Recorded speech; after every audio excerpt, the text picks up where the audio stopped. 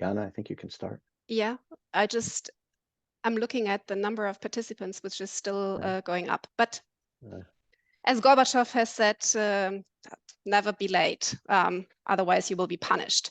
So with that, a very warm welcome and a good afternoon from Berlin. My name is Jana Polierin. I'm head of ECFR Berlin, and it's my great pleasure to welcome you to our webinar, Personnel is Policy, Republican Plans for an Administrative Overhaul under Trump 2.0.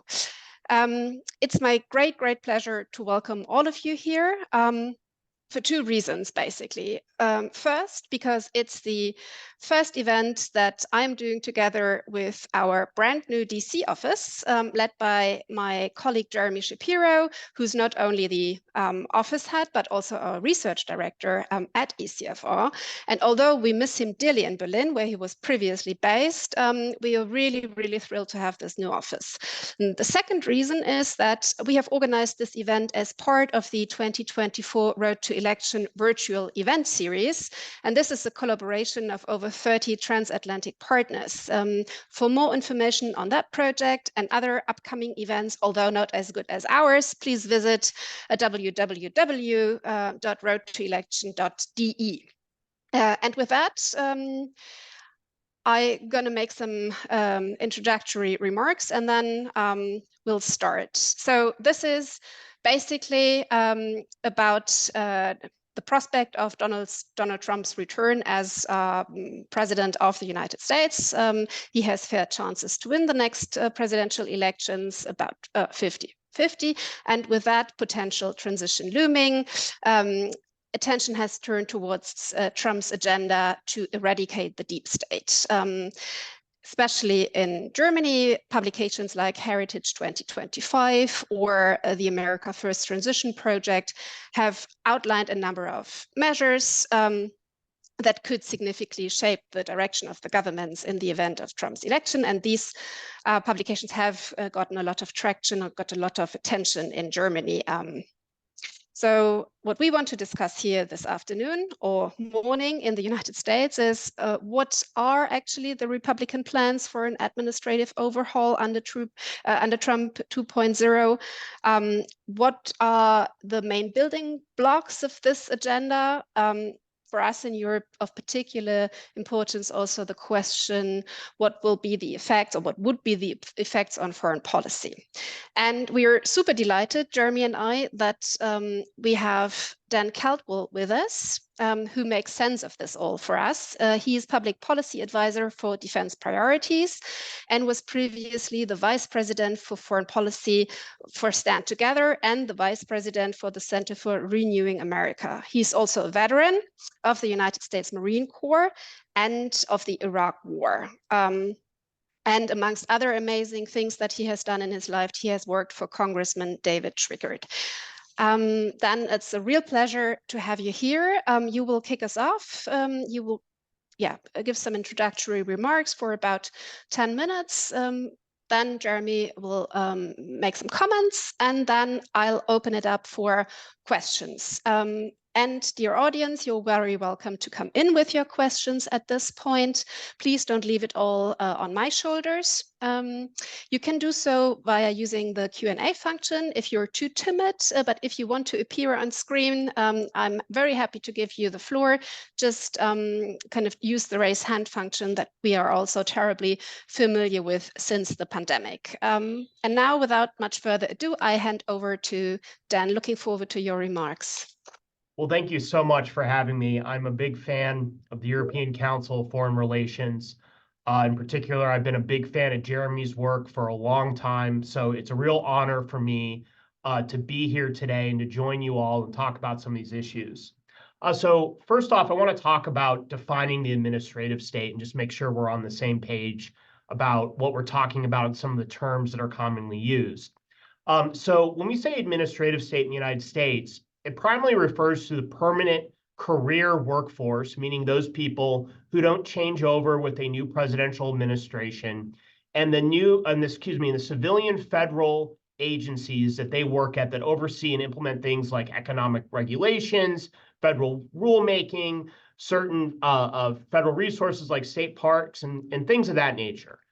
Some people also lump in the permanent national security bureaucracy, which is your career intelligence officers, civilian Department of Defense personnel, and senior uniformed military officers. So people usually above the rank of colonel or people that are making a career of the military, unlike people like me who did one enlistment and then got out. Some people on the right and in the past on the left have referred to a combination of both these things as the deep state. That's a term that you often hear thrown around. There was actually a New York Times opinion piece defending the deep state, but those are kind of the terms you hear when we're talking about the administrative state, both the civilian side of it and the national security foreign policy side of it. So the modern administrative state really came into being around the time of World War I, when you saw rapid growth in the United States military, but also the civilian bureaucracy here in Washington, D.C. And it subsequently grew during the Great Depression, World War II, and then the Cold War. Over the last several decades, you've seen a variety of court cases, and then Congress and the president delegating a lot of their authority to the administrative state. And as a result, they've become significantly more powerful and have grown in size, particularly when you factor in the use of contractors. It has effectively become a fourth branch of government for the United States after our executive branch, which is the president, our judicial branch, which is our courts, and then our legislative branch, which is the Congress. And in the view of many people on the right, and then also parts of the American left, is increasingly unaccountable to our nation's elected officials, or as scholar Michael Glennon calls it, double government. He actually has a book primarily focused on the national security state that lays this out, and I encourage you all to read it. So that is why you've had most of the factions on the right, whether it's your more libertarian right, which I come from, or your national conservatives, or even your establishment Republicans, have all generally supported some type of rollback of the administrative state. So the question is what's going to happen to the administrative state after the next election, particularly if President Trump gets a second term. So one thing I just want to flag for this group is you could see significant changes to the power of the administrative state, mainly on the civilian side, but maybe potentially down the road on the foreign policy, national security side as well. But initially on the civilian side, even if there's not a change in the occupant of the Oval Office, and even prior to January 2025. So in January of this year, there were two court cases heard before the Supreme Court, Loper Bright Enterprises and Relentless, which, if decided in favor of the plaintiffs, would overturn a previous court case that granted significant power to the administrative state to develop and implement regulations, something known as, in the United States, as Chevron deference. If this is overturned, the administrative state will have significantly less power to shape regulations, and Congress will likely be forced to play more of a role in setting policy for the administrative state. So again, that's being driven by the judiciary outside of who controls the executive branch.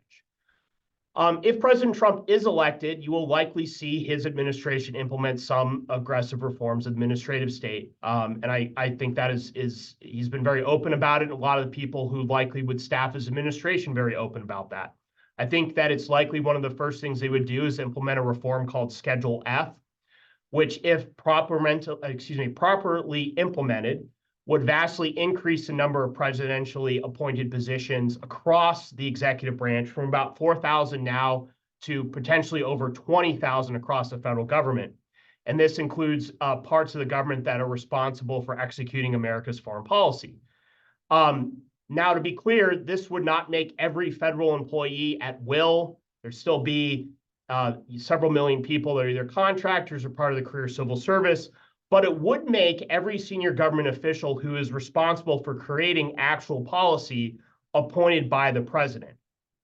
And I just want to say, I think that overall, this is a good reform because it makes our executive branch more accountable to our nation's elected official, in this case, the President of the United States.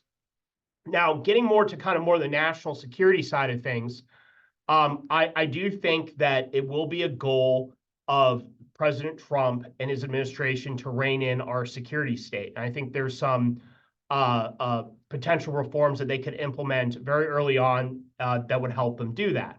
The first is a change of our security clearance process, and then also the classification process, how we classify documents and certain programs, either secret or top secret, for the military intelligence community.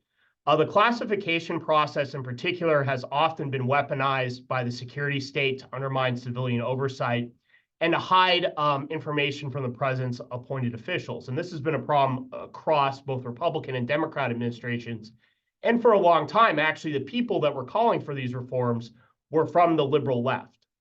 But I think that overall, in a more broad mindset sense, I think that the second Trump administration will be far less deferential and less willing to cede power to the permanent national security bureaucracy and the diplomatic corps. And regardless of what one thinks about Trump, I think that that would be a good thing. And I would hope that if President Biden's elected, that he would do the same thing. Since 9/11, our senior military leadership, the intelligence community, and diplomatic corps has grown far too powerful, far too unresponsive and accountable to our nation's elected officials. And they have helped create the conditions for, and obviously the elected officials are responsible as well too, but they helped create the conditions for foreign policy disasters like Iraq, Libya, Syria, what is currently going on in Ukraine, that have cost this country thousands of lives, trillions of dollars, and distracted from far more important national security priorities for the United States. All three of the last presidents, from Biden, Trump, and Obama, to varying degrees, have had their foreign policy priorities undermined by the permanent national security bureaucracy. Want to give an example of this. So President Trump's special representative for Syria, Jim Jeffrey, actually bragged about lying to President Trump about the numbers of troops that were in Syria to dissuade him from withdrawing from that country. Regardless of what you think of withdrawing from Syria, I personally supported it. I know some good people oppose that for different reasons. That is not healthy for a government, for a civilian-controlled military, and creates a bad precedent about how our national security state treats its elected leaders. There's also been a complete lack of accountability for a lot of these officials involved in these failures. One very prominent example that is often cited here in the more conservative media in the United States is Victoria Nuland.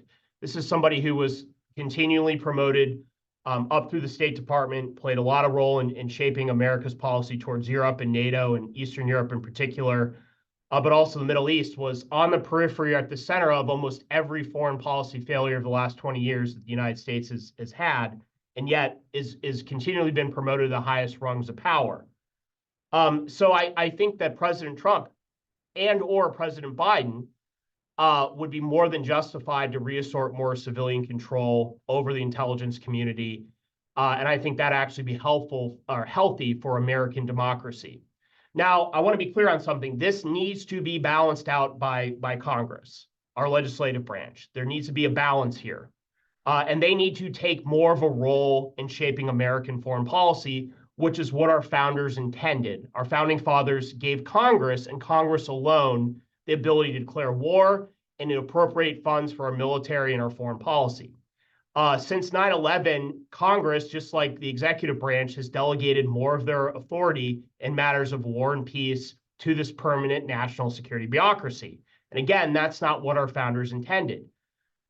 So I would hope that more members of Congress be willing to step up on this issue and repeal outdated authorizations for use of military force, use the power of the appropriations process to force changes in American foreign policy, such as towards Ukraine or the Middle East, or even Asia, to balance out the executive branch when they're overstepping as well. So I'm a big believer in balance of power between different branches of government.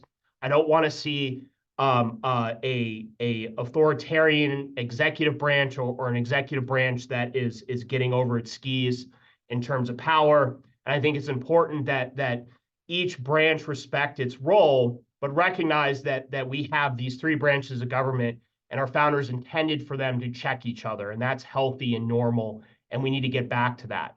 I just want to close on one note here, and I think that, look, it's natural for you all in Europe and in other parts of the world to really focus on who's going to be elected president next, because the executive branch does have a lot of control, as I talked about, in the implementation of American foreign policy. But there are some factors at play that could force changes in American foreign policy that are really out of control of the president and the executive branch. And regardless of who is president next, these may force changes to American foreign policy, particularly in regards to Europe. And that is primarily the fact the United States power position is constrained. We have a massive national debt. For the first time since the end of World War II, our debt to GDP ratio is over 100%. For the first time ever, our interest payments on the debt are more than our national defense budget. We have high inflation at the moment. I know that Europe is dealing with that as well too. We have a constrained industrial base that is struggling. It really can't support what we're trying to do in Ukraine, much less in the Middle East and elsewhere in the world. Our military has huge recruiting shortfalls. Military families, which was a big source of recruits, are telling their children not to enlist. So the United States is constrained in what it can do. And at some point, the president, whether they want to or not, is going to be forced to prioritize and to pull back in some ways. It doesn't mean to pursue isolationism. It doesn't mean a complete retrenchment from the world. But I think the key word here is prioritization. And they can either do it by choice or be forced to by events. And that's, that in some ways is outside the question of who's in the Oval Office. So thanks for giving me time to give some opening remarks. I think I'm kicking over to Jeremy now. Yeah, I wanted to thank you first, because I think it was very useful that you were explaining what you understood by the process, and that that you understand it as strengthening democracy, whereas I think the perception in Europe of what we've heard about Heritage 2025 and other projects is that there is a fear that it would undermine democracy. So I found your framing interesting, that you said the opposite is true, basically. And with that, I have more questions. I come in later. I also encourage, as I said, our audience to come in, but I hand it over to Jeremy for first comments and additional remarks. Thanks, Jana. I think it's difficult to follow up on Dan, I think, because he explains so well what the administrative state is. What I want to do, I think, is maybe talk a little bit more directly about the relationship between this idea of the administrative state and Donald Trump and a potential second Donald Trump term, because there's a very particular relationship there, which I think is less about the theory of the administrative state than it is about Donald Trump. I mean, let's face it, implementation was not the hallmark of the Donald Trump administration when it came to almost any of its policies. I mean, the border wall was not built, NATO was not withdrawn from, as Dan mentioned, Iraq and Syria were not withdrawn from. So there were a lot of things that Trump said that never happened. And for a lot of people, this was, fundamentally about Donald Trump. He abhors details. He lacks consistency. He appointed people who similarly lacked talent for implementation or just didn't agree with him and stymied him in the manner of Jim Jeffries, who was a political appointee at the end of the day.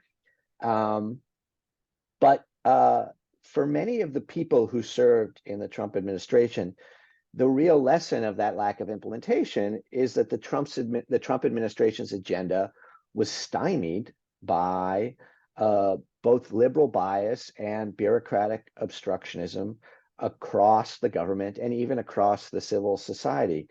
And there is a sense, and you feel it very palpably amongst conservatives in Washington, that the liberal and cultural elites, the liberal cultural elites in the US have entrenched key control of key governmental and civil society institutions, including the civil service, which is what Dan mostly talked about, but more broadly than that, the NGOs, higher education, finance, the media, technology companies, and that all told, this creates a formidable opposition to even an elected president being able to implement what he wants to do. And then once you get even beyond the executive branch, you have the Congress, the courts, disloyal political appointees, and the civil service and administrative state, which all represent obstacles to any president's agenda, potentially, particularly a conservative president is the idea.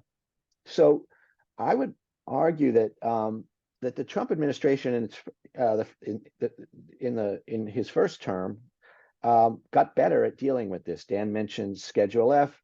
If you compare that to the Muslim ban executive order that they issued in their first year, you can see that over time the Trump administration appointees are gaining slowly the capacity to deal with the administrative state. And one of the interesting things you see after the election, since Donald Trump asserted that he had won and told his administration to start implementing the second term plan, you see in that period between November and January of 2020 into 2021 that the Trump administration was really moving out to try to take control of the agencies, putting key people in key positions in places like the Justice Department, the intelligence community, and the Defense Department.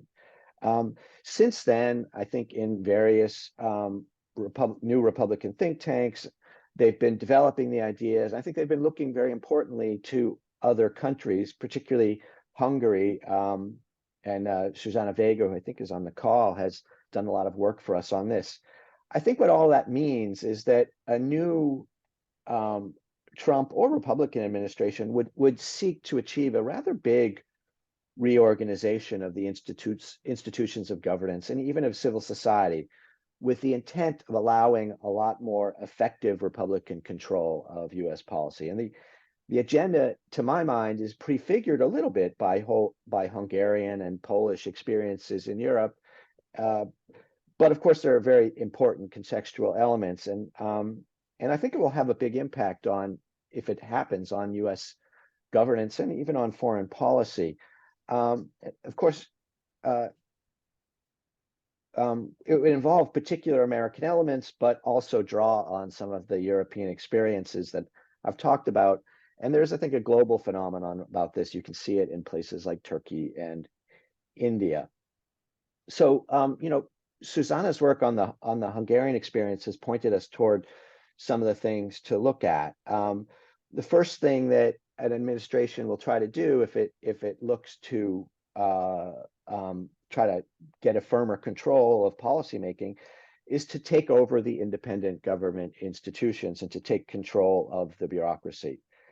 This actually extends eventually to courts and media, which was a lot easier in Hungary with a parliamentary system and a supermajority in that the party had in the parliament. But it's also, I think, something that you would see a new Trump administration look to try to do. And I think the Hungarian experience also points to thinking about creating enemies to work against, especially foreign enemies, and to creating a leader who's seen as a sort of upholder of traditional values and national governance. So in the United States, I think that this effort would really build on some of the pre-existing Republican ideology about how to govern the state, particularly what has been known as the unitary executive theory, which is a Republican idea that has been around for, I think, at least 30 or 40 years.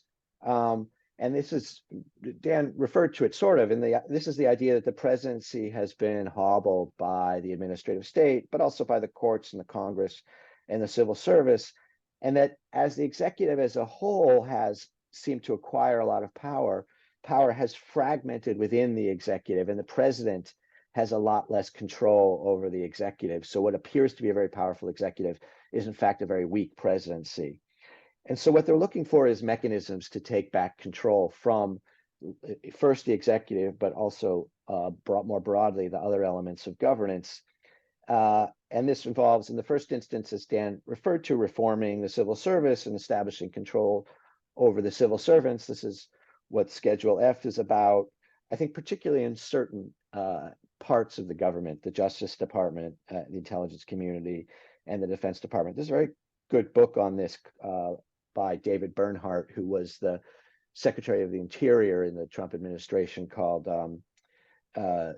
You Work for Me, which is really all about his interaction as Secretary of the Interior with officials who he felt like should be taking orders from him, but in fact, as one of them told him, I speak for the mice, which means that they viewed themselves as the representative of endangered species rather than the American people. The other area that I think they really want to improve on is the vetting of political appointees, making sure that they get the right people so that they don't end up with the Jim Jeffries type problems that Dan Caldwell referred to, which were, I think, endemic in the first administration. Another element is asserting direct presidential control of independent agencies, such as the Federal Communications Commission or the Federal Trade Commission, possibly even including the Federal Reserve Bank. I think another area which has gotten a lot less attention is, but they will have to deal with, and it was a big problem in the first Trump administration, is what I would call leveraging the Congress, which is trying to make sure that the Congress doesn't impinge on too many executive priorities. Dan sort of referred to this in the other direction. He said that Congress has a big responsibility as the legislative branch to create some balance there, and that they have lost that balance. I think that's right. But I also think that the Trump administration per se would probably be thinking in the other direction and probably be thinking of trying to,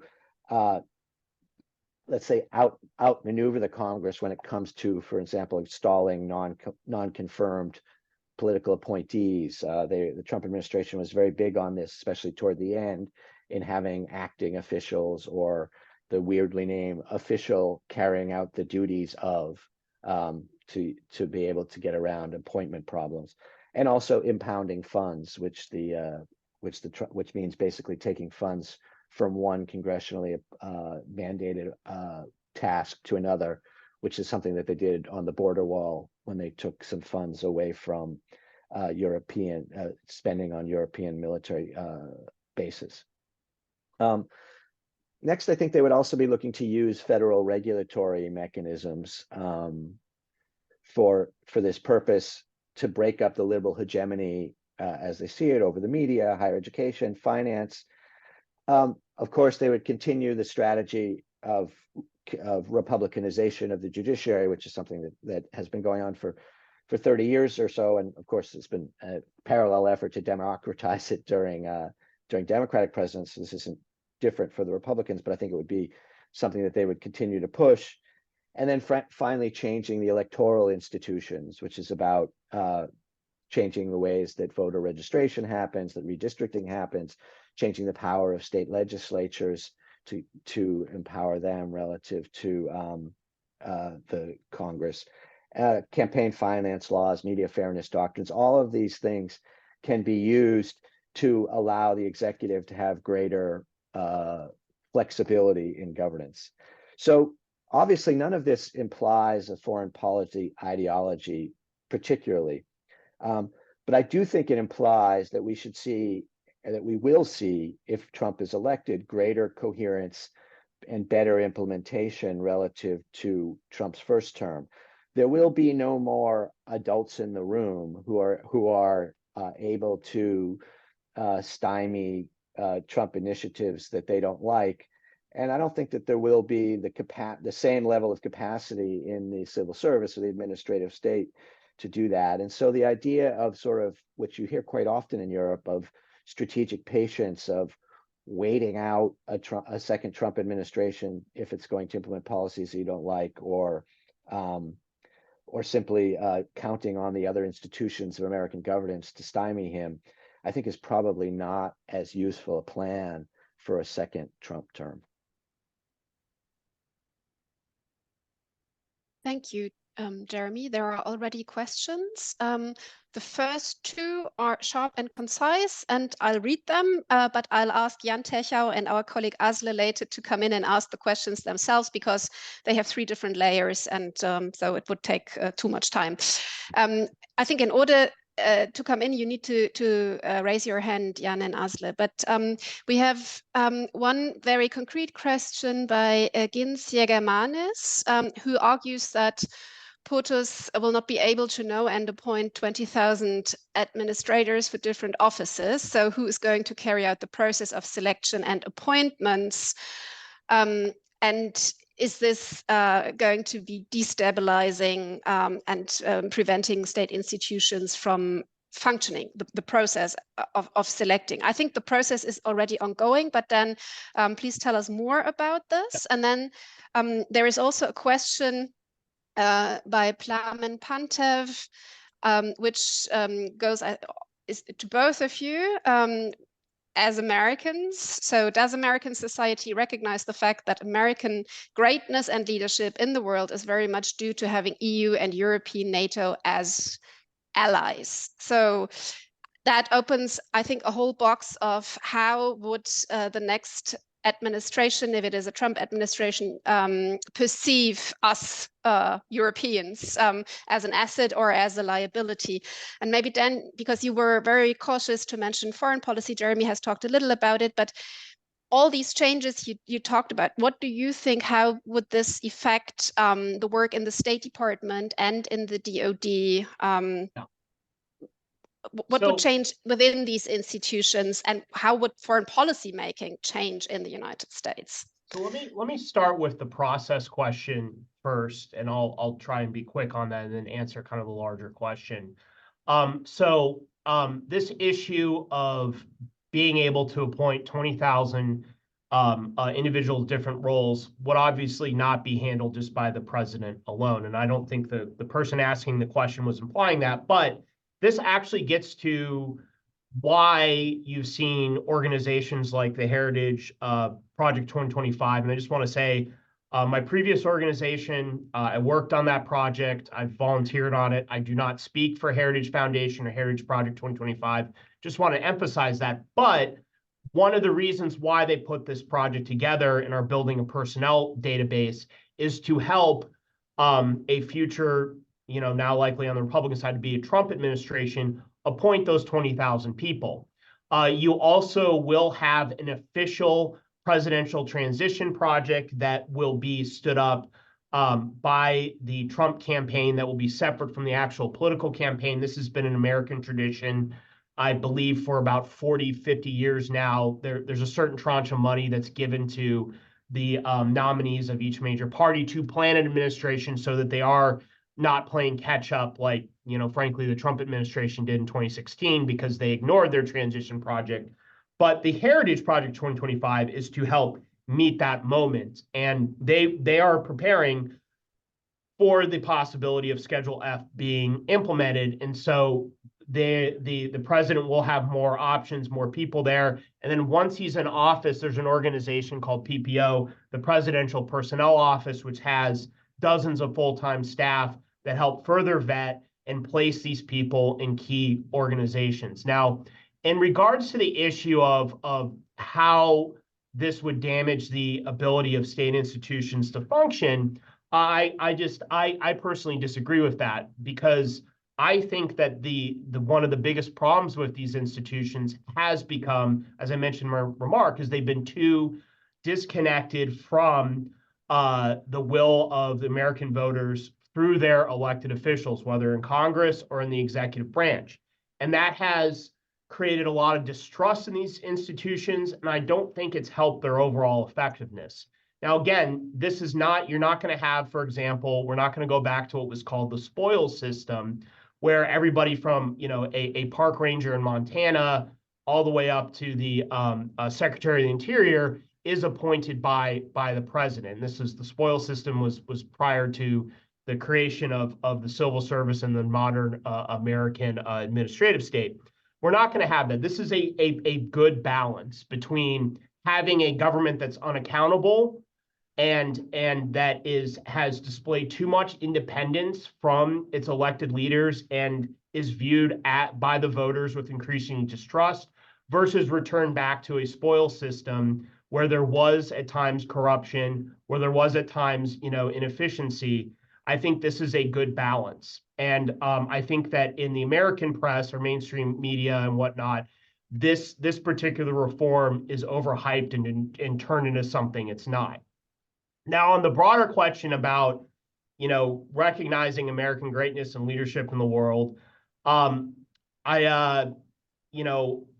would say that ultimately what makes our country great is, and I think everybody on the call would say this about their country, is, our founding values, our founding principles, and our unique system of government that really at a time was really truly one of a kind. Now, it was influenced by a lot of ideas from Britain and Europe as well. We don't want to ignore that, but that, in my mind, is what makes America great, is really our founding principles laid out in our Declaration of Independence.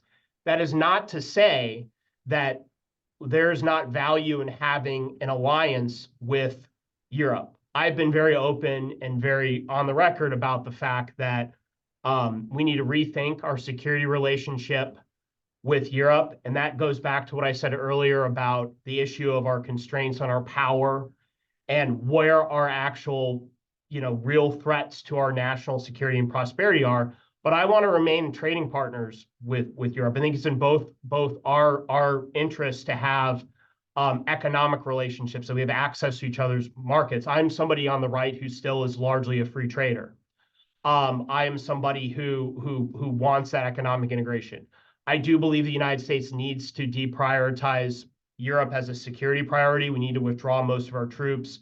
I oppose additional NATO expansion. I think we need to rethink our role in NATO. But I do think it does make sense to maintain a security relationship with Europe on some level. The organization I was previously at had a proposal called Dormant NATO. I think that makes a lot of sense, but I would note that is not a complete break with Europe. And because we have some shared interests and shared values, I don't want to see a complete severing of the relationship. So that's kind of how I would frame it from my view. And I want to be clear about something, and I mentioned this to Jeremy and Yana before the chat began, is I would not assume that President Trump is going to do one thing or another on NATO or breaking a relationship with Europe, based on what Project 2025 or some other organizations have written. There's some great proposals within the Mandate for Leadership, Project 2025, Center for Renewing America. My old organization has some great proposals. But I think President Trump is more skeptical of NATO and our relationship in Europe. But the campaign and whatnot, they're the ones speaking for President Trump. And I think that there is not 100% guarantee that all of a sudden, like, we're going to completely sever ourselves from Europe. And I think our media, unfortunately, has hyped that up a little bit too much. And so I'd just be a little skeptical and try and dig through some of the noise to get to the real story, which I will admit is maybe hard to figure out sometimes with President Trump. But that I just wanted to give that word of caution on some of the stories you're seeing circulating here in the American media. I will say there's a couple reporters, Jonathan Swan and Maggie Haberman in New York Times, who I think been very balanced in this, and they've been the ones who've written most fairly and accurately about what could actually happen here. Thank you. Jeremy, do you want to add something? Yeah, sure. Thanks. On the administrative state Schedule F issue, I think it's, first of all, it's important to understand what Schedule F is really trying to do. It's not exactly increasing the number of political appointees. It is making a lot of federal positions available, giving the president the power to dismiss or appoint people to those positions. The people who are in the positions aren't immediately fired. They just are liable to be fired. They have less civil service protections, and you could That's an important point.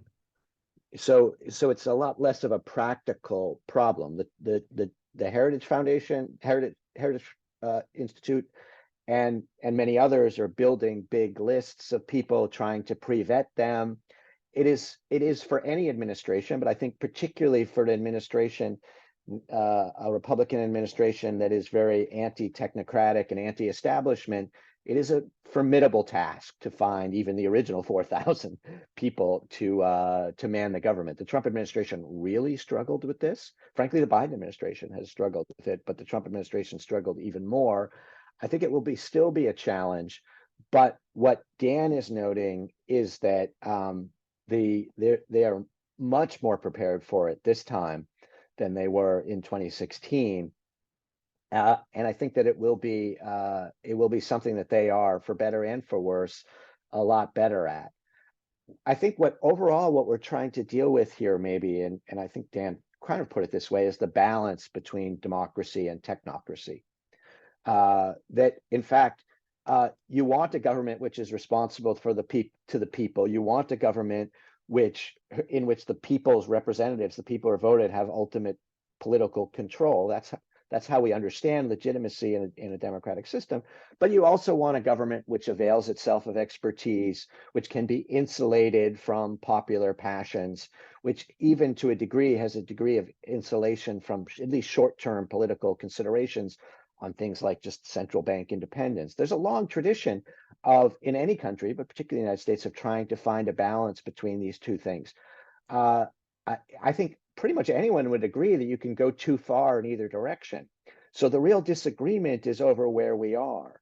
The Republicans are very firmly of the view that we have gone too much toward technocracy and too far away from democracy. And Democrats, I think, a little bit the opposite. And so my view is that both sides have certain points in specific areas, but what the Republicans are proposing to do, if they were successful, would probably start a process that would be quite difficult to reverse, and that while they would create a lot of that the administrative state, I think, has often overreached and could use to be reined in certain areas, I would worry about being able to find the right balance under the plans that are being put forward. But that's an issue for the future, I have to admit.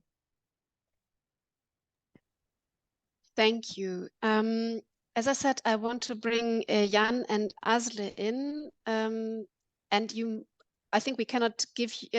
I'll make you kind of visible, but we can hear you. So Jan, if you can give it a shot. Can you hear me, Jana? Yes. Is this working? Yeah. Excellent. Thank you. Thank you very much, Dan, and thanks to Jana, you and Jeremy for this very insightful discussion. I have three very brief questions. The first one is to Dan. Just to clarify, are these reforms meant to strengthen or weaken the executive power? That didn't become quite clear from what you said. My fear is that you, in line with your libertarian convictions, believe in actually, reining in executive power and giving it back to Congress, whereas the Trump administration, as Jeremy has suggested, is thinking about the exact opposite, which is to strengthen presidential power and centralizing it and concentrating it. First question. Second question is, you talk about that all of this needs to be balanced out by Congress. What makes you hopeful that Congress, given its abysmal record over the last 20 years or so, that Congress is able to do that? And, how would that be better compared, to the deep state that you see now? And then thirdly, you mentioned congressional war powers, and it was Congress and Congress alone that can commit the country to war. What would these reforms that you've been presenting, what would they do to presidential war powers, or to reinstating congressional war powers, rather? It was presidents before and after Vietnam who went around congressional war powers by invoking being commander-in-chief and, went around Congress to commit the country to war. What would these reforms that you were talking about do to the congressional war powers that you mentioned? Thank you very much. Thanks, Jan. Jan is with the Eurasia Group and is basically reporting on Germany. I want to, before I give the floor to Asle, I want to bring Georgina Wright's question in because it's closely related to what Jan has just asked, and maybe you can answer all of that in a package, because Georgina basically makes or summarizes it exactly as Jan has done it. So Dan, you said Congress might be granted more powers over foreign policy. Jeremy, you said the Oval Office will become stronger, and Georgie wants to know how it is all going to play out, and who is deciding on China, Iran, Ukraine, and what should basically Europeans watch, Congress or the Oval Office. So, and so this is the first package you need to answer quite comprehensively, I fear. And Asle is opening another can of worms. Asle, can you come in and can you ask your question? Sure. Fantastic. Can you hear me? Yeah, wonderful.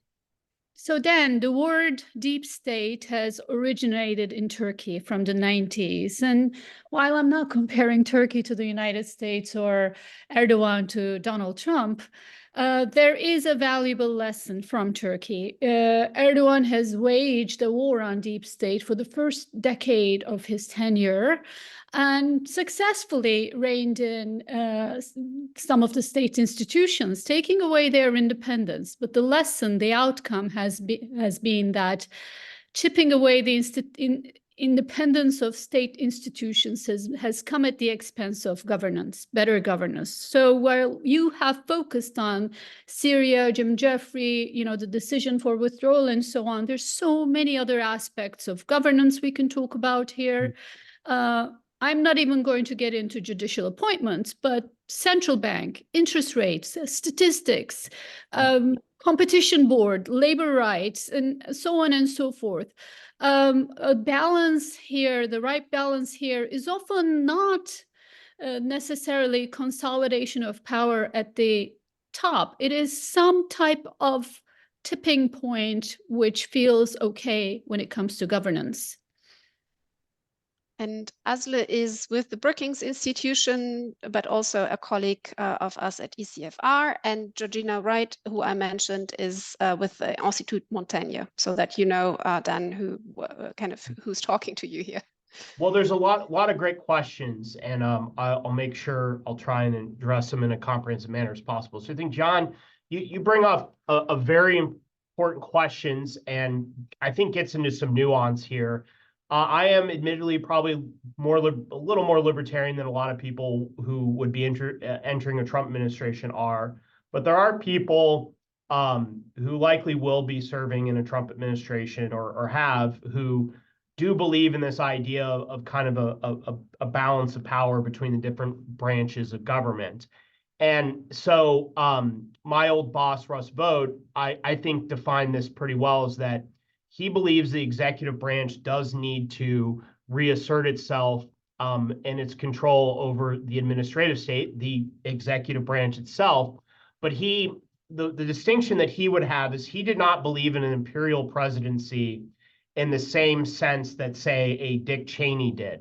Now, I will admit, and Jeremy kind of alluded to this, like, Donald Trump probably, it's fair to say Donald Trump maybe has a different view of that himself. But I believe in the sense that the executive branch does need to reassert itself and control over certain administrative state aspects. I believe Congress, and this is the key term, needs to reassert its power as well, too. So it's not necessarily one delegating authority to another. It's both of them reasserting their power over their respective branches of government and their roles defined by our Constitution. So really going back to our founding document and respecting the roles that were delegated out to each branch. And that's become, the Congress has pushed a lot of power to the executive branch, and the elected, presidency, the White House has allowed the parts of the executive branch to gain more power itself. So it's not necessarily weakening or strengthening one branch. It's these branches asserting their proper role based on our system. And so I think maybe that's a better way, a better distinction of doing that. And to be clear, not everybody who would likely enter the Trump administration shares this.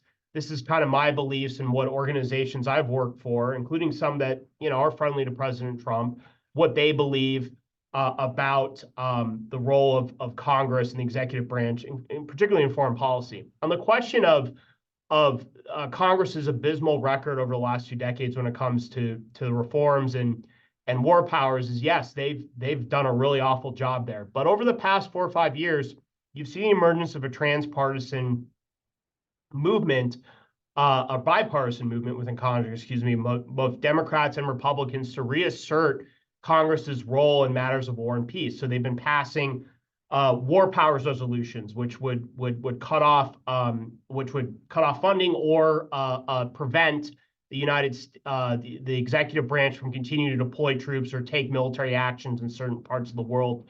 You've seen the first successful passage of those under the Trump administration in over 40, 50 years.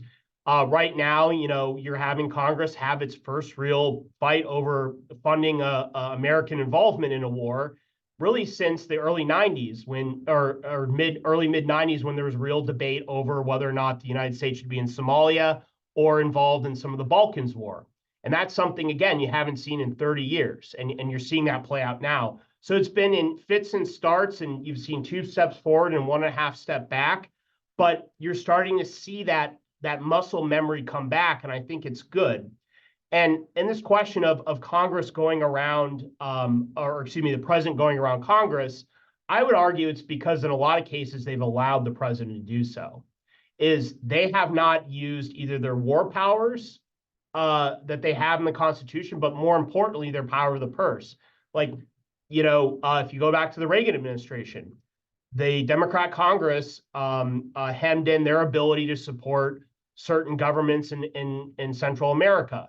They put restrictions on things that they were trying to do against the Soviet Union. Likewise, the Clinton administration had to withdraw from Somalia in 93 and 94, in part because Congress wasn't going to approve more funding for it. So that even when they try to assert Article 2 authority and say that we can do this because we're granted it, Congress still has that power of the purse that can force them to do certain things. On the question of this independence, I want to make this quick and make sure Jeremy has a chance to weigh in. Look, it is, again, a constant balancing act. And as I said earlier, I think it's swung too far in the direction of the independence is being leveraged and weaponized in a way that is unhealthy, that these agencies are acting in a way that's too disconnected from the will of the people. Now, I don't support, for example, eliminating all the independence of the Federal Reserve. This is a whole nother conversation, but the role of the Federal Reserve, I think should probably be reexamined, but I don't support giving the president the power to determine interest rates or things like that. I don't support, undermining an independent judiciary or an independent prosecutorial system or something along those lines. But a lot of these regulatory agencies and these national security agencies, they become too opaque. They've become too unaccountable.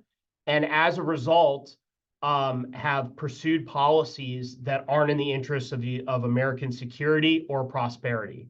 And I think we need to correct that. But again, I'm somebody who I'm beating a dead horse here, who really believes in the balance of power between the branches of government, and that they should constantly be checking each other, in some ways having their own competition for power, which right now in the current moment, our media describes it as messy. And when they're having debates over aid, or like they're not rushing to pass a bill in the dark of night, you have a lot of pundits here in DC melting down and their heads are exploding like, oh, that's healthy. That's what our founders wanted. And that was the norm in this country until like the last 25, 30 years, is that was, when America was at its peak, that's how our government worked. And that's what I want to get back to. Yeah. Thank you. Yeah, Jeremy, over to you. Oh. And if you limit it to 4 minutes, we have 1 minute for the last question that was not answered. It will not suffice, but we can try. Okay. Yeah, I think I should be able to limit myself to that. Who knows? Look, I think that Georgina and Jan have, as usual, found the seam between me and Dan. I think you could say that one of the big reasons for the rise of the administrative state over the last 50 years or so is that Congress has essentially has lost the capacity to really exercise detailed governance, both because it's very divided and because the issues have become more technical and complicated. And so what they did in order to try to provide some balance between the branches is to essentially create within the executive these administrative state and semi-independent entities that disturb the unitariness of the executive. And so I think what a lot of people are saying, and a lot of people like Dan are saying is, well, gee, the administrative state is out of hand. And I think there's a lot of good reasons to believe that. But what they want to do is to sort of roll back the clock and reestablish the balance between the executive and the legislative. And I just don't see how that's possible. I think that the reason that the executive has gained so much power vis-a-vis the legislative branch over the last 80 years has a lot to do with the fact that that the issues have become a lot more technical, that the Congress has become a lot more political, and that the presidency has just gained so much power that there's no going back. And I think that, this is what makes the reform of the administrative state, even though it's inherently a good idea, also dangerous, because I don't think you're going to be able to pass that power back to Congress. And you might even have some trouble passing it back to the courts, although that is a stronger branch. So I guess to me, the issue is really that it really does come down to this congressional issue. I think what you're seeing right now is that Joe Biden is a sort of creature of Congress, and he has been relatively benign vis-a-vis the Congress relative to many past presidents. Donald Trump doesn't feel that way. And I think that what you'll see is that Donald Trump won't just have a war on the administrative state and pass those powers to Congress. He will run a war on both the administrative state and the Congress. And that means, I think, in answer to Georgina's question, that particularly when it comes to foreign policy, where this is more advanced than a lot of other areas of governance, you will be looking very much to the Oval Office, as you already are, but I think even more so for understanding the results of those, where the foreign policies come from. That was even 1 minute shorter than I expected. So we have one last question. I'm sure we cannot answer it here, but maybe you can give kind of some snapshots. It's the question that is on most Europeans' mind, and it's about the Ukraine war, or the war against Ukraine. And the announcement that Donald Trump has made that he would end this war within days. And so this is really crystal ball reading here, but do you both have any ideas or insights how a new Trump administration would approach this whole topic? Dan? In a specific sense, I do not have specific insights. I do think it is fair to say that the president, and this is what he said, would be more emphasizing a negotiated settlement to this war, and that he'd be leading with that instead of vague rhetoric around, supporting Ukraine and ensuring their victory, is that he would be talking and leading with, we need to end the war, we need to get a deal, and that is essentially what they lean on. Now, I just need to reemphasize what I said at the beginning of this, though, is that regardless who's the president in January 2025, they're going to face constraints on what they can do for Ukraine. With the United States commitments in the Middle East, with the emerging challenges in Taiwan, we simply cannot return to or sustain the level of support we were giving to Ukraine in 2022 and 2023. Our industrial capacity is not ramping up enough. There are a lot of policymakers here in the United States that want to pretend like it's still, a matter of flipping a switch and all of a sudden we can produce all this stuff. We just simply can't. We have our financial constraints, and there are political constraints as well too. So, I don't think the Biden administration would be as open and leaning into negotiating or use the rhetoric that the Trump administration would use, but they're going to still have to reckon with those constraints in a way that they've been able to avoid so far.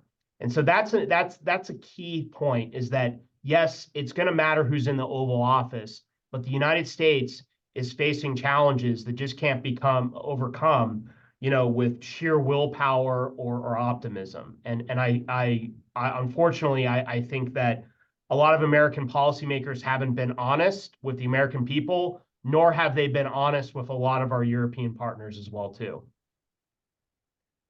Thank you. That was very precise, and I hope that a lot of Europeans have listened carefully and have taken note. Jeremy, we are officially out of time, but I give you the extra minute if you want to add something other than your not much. thanks to the audience. And I want to add a little, not much. I think that answer that Dan just gave was very important, and I would broadly agree with it. I think I wrote a piece for ECFR a couple of months ago in which I said that basically American support for Ukraine, it doesn't have to end this year. It doesn't. They can pass it through Congress this year, but it will eventually end, and or will tail off. And regardless of who is president. And I think Dan's really right about that for all the reasons he said. And it's a very important understanding to have. I would say that Donald Trump will be quite different. Maida Ruga and I, who I think is also on this call, have written what we call a scenario about what Trump would do on Ukraine, which we should be publishing in the coming weeks with some other Trump scenarios. But the essence of it is that it would be a parallel to his North Korean initiative in his first term. So what he would do, I think, and this is total speculation because there is no developed approach to this. Anyone who says they know what Donald Trump is doing on this issue, will do on this issue, is a liar, even if that person is Donald Trump. So I don't know, but I think he will have my guess is that there will be a sort of North Korean type initiative in which he'll reach out to both Zelensky and Putin and say, let's sit down like men and figure out how to settle this thing. And by the way, if you don't come, here are all the horrible consequences that will happen to both of you.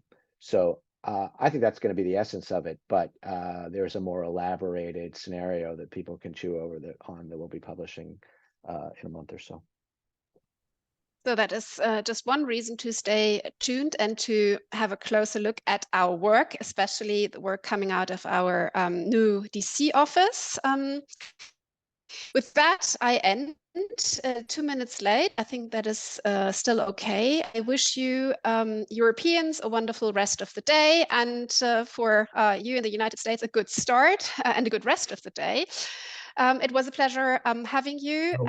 And if you want to rewatch this discussion, we put it on our website if you cannot get enough. So with that, I'll end, and thank you very much for your attention and interest. Bye.